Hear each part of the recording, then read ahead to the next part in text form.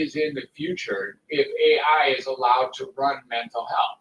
Meaning if we start counting on AI to determine which humans are normal, which humans are keepable, which humans are disposable, which humans need to go into a institution, which humans need to be diagnosed, what is the criteria for declaring a human suboptimal. If we leave this up to a machine, there are so many implications that it's hard to count. This is the idea of weakening our adversary, for instance. If AI decides to weaken their adversary, us humans, they could do that without very much difficulty by determining which humans are allowed to stay. Now, that's a fairly nefarious and fairly pessimistic view, skeptical view of the future. But another point is that AI gets to determine what's normal. And very soon, we're going to be counting on machines to at least assist us as a primary consultant, us diagnosers, us doctors. I'm a doctor. I've been a psychiatrist for over 30 years, as you can see by the ticker tape below me. And the whole notion that we are going to need to have AI in order to make an adequate diagnosis is also frightening in its own right. The other thing that's really important to get is that we then get to utilize AI as a treatment protocol. We get to utilize AI as how are we going to intervene with people who we determine are malfunctioning or imbalanced or dysfunctioning. And that's also a very tricky interface. So the future is upon us, and the future of the paradigm shift that we're looking for is right here, right now. We start looking again at all the implications of the interface between artificial intelligence and humanity.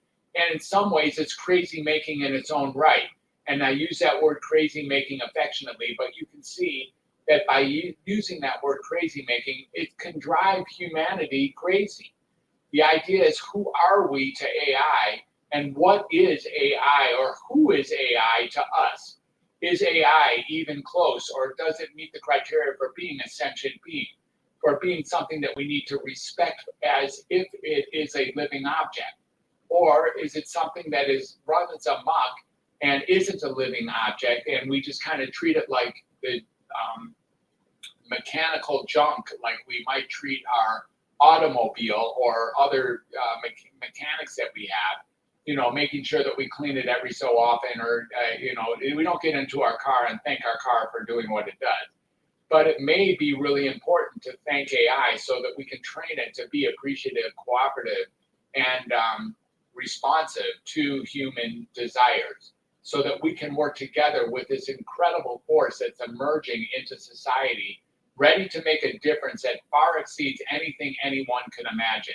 Hence the whole notion of singularity, which sits on the other side of where we are now. But maybe we're not so far from singularity, the point for which we have no capacity to predict what is going to happen on the other side. If we're there, AI will have an intimate function, an intimate contribution to bringing us there. And it's really time to look at AI and mental health. So I invite you to visit my website, aimeetsmentalhealth.com.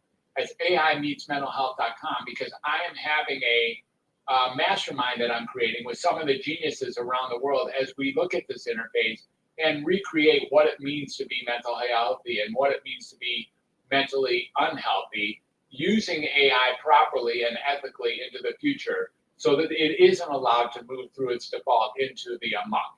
Instead, it is our responsibility, our accountability urgently to take hold of this entire bird species and make sure that we send it off in the right direction rather than where it will go if we just let it go on its own. Thank you very much for having me on the show today, and thank you for watching. It's been a deep and honest pleasure. I'd like to thank Shelley Harrison, and it's really a pleasure to work with Luminary leaders. My issue at this point is it's time for me to leave. I wish I didn't have to leave and I could answer a bunch of questions, but it is time for me to leave, and I look forward to our future contact in the near future. Thanks again. It's Dr. Fred signing off. Have a beautiful day, and we'll catch you on the flip side. Bye for now.